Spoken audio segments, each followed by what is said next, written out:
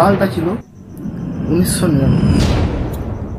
কিছু পাকিস্তানি সেনা ভারতের এলওসি মানে লাইন অফ কন্ট্রোল ক্রস করে ভারতের সীমার মধ্যে ঢুকে পড়ে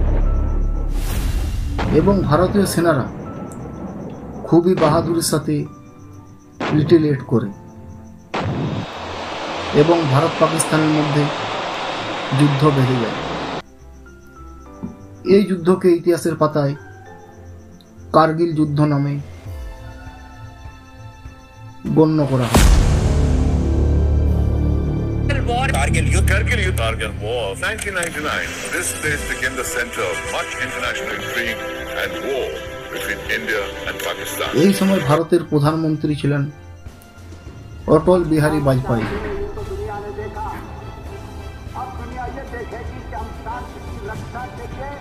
এবং পাকিস্তানের প্রধানমন্ত্রী ছিলেন নওয়াজ শরীফ।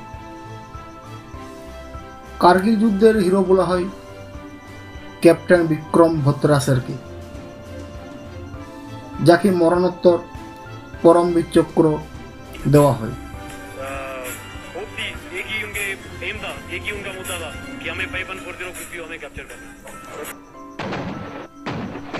আর্মিরা এই মিশনকে নাম দিয়েছিল অপারেশন বিজয় এবং ইন্ডিয়ান এয়ারফোর্স এই মিশনকে নাম দিয়েছিল সাফেদ সাগর। কি ছিল এই কার্গিল যুদ্ধ? এখানে ইন্টারন্যাশনাল জিও পলিটিক্স কি খেলা হয়েছিল, কি কারণেই বা যুদ্ধ হয়েছিল? আসুন বিস্তারিত জানি এই ভিডিওতে।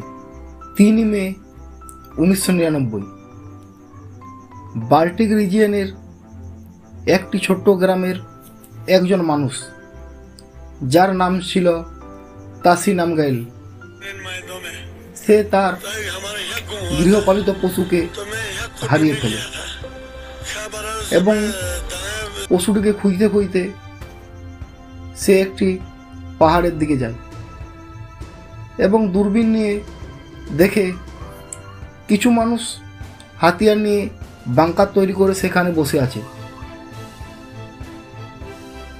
তার সন্দেহ হয় এরা আসলে কারা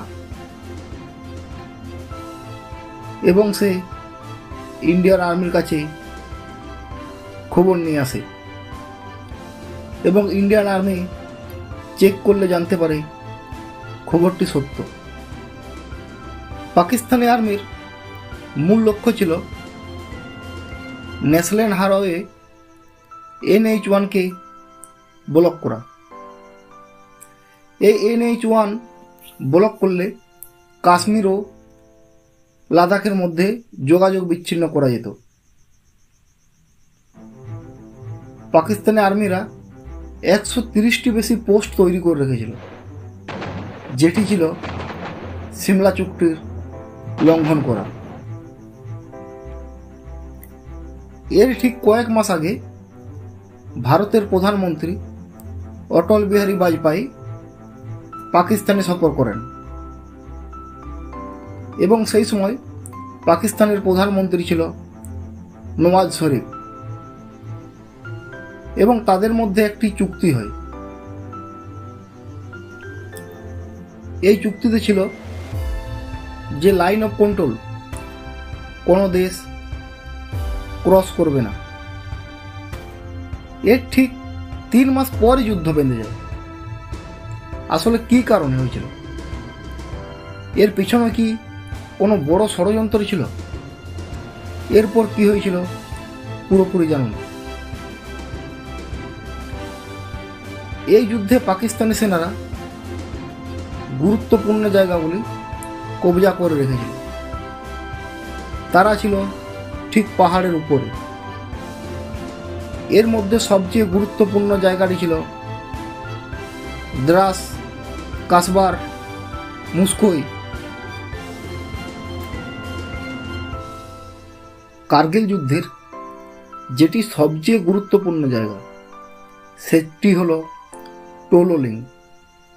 টোলোলিংয়ের উচ্চতা ছিল প্রায় 1600 কিলোমিটার এবং টেম্পারেচার ছিল -5 থেকে -11 °C। তার উপরে পাকিস্তানি সেনারা পাহাড়ের উপর বাংকার বানিয়ে রেখেছিল। মেজর রাজেশ অধিকারী এক কোম্পানি লিড করে টোলরেঞ্জের উপর উঠতে শুরু করে। একজন সেনার টোলরেঞ্জে উঠতে সময় লাগবে প্রায় 11 ঘন্টা। তারা প্রায় উঠেই গিয়েছিল, আর মাত্র 15 মিটার বাকি ছিল। পাকিস্তানি সেনারা তাদের দেখে ফেলে এবং তাদের উপর গুলি বর্ষণ করতে থাকে। মেজর অধিকারী এবং তাদের 2 জন সেনা সেখানেই শহীদ হয়। বাকি সেনারা সেখানে পাথরের আড়ালে 3টি দলে বিভক্ত হয়ে হোল্ড করে। টোলোলিং দখল করা ইন্ডিয়ান আর্মির পক্ষে চ্যালেঞ্জ হয়ে পড়ে।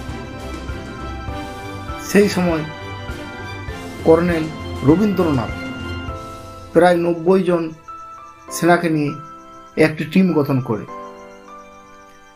এবং তারা আটকে থাকা সেনাদের সাহায্য করতে উপরে উঠতে শুরু করে।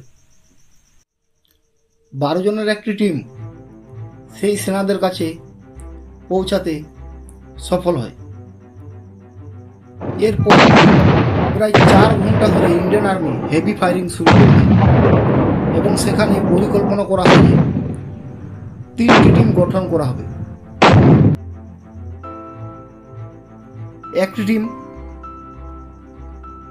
ব্যাক সাইড থেকে অ্যাটাক করবে, আর একটি টিম সামনের থেকে, আর একটি টিম পুরোপুরি 2টি টিমকে কভার দেবে। এখানে ইন্ডিয়ান আর্মির একটি বড় জয় হয়।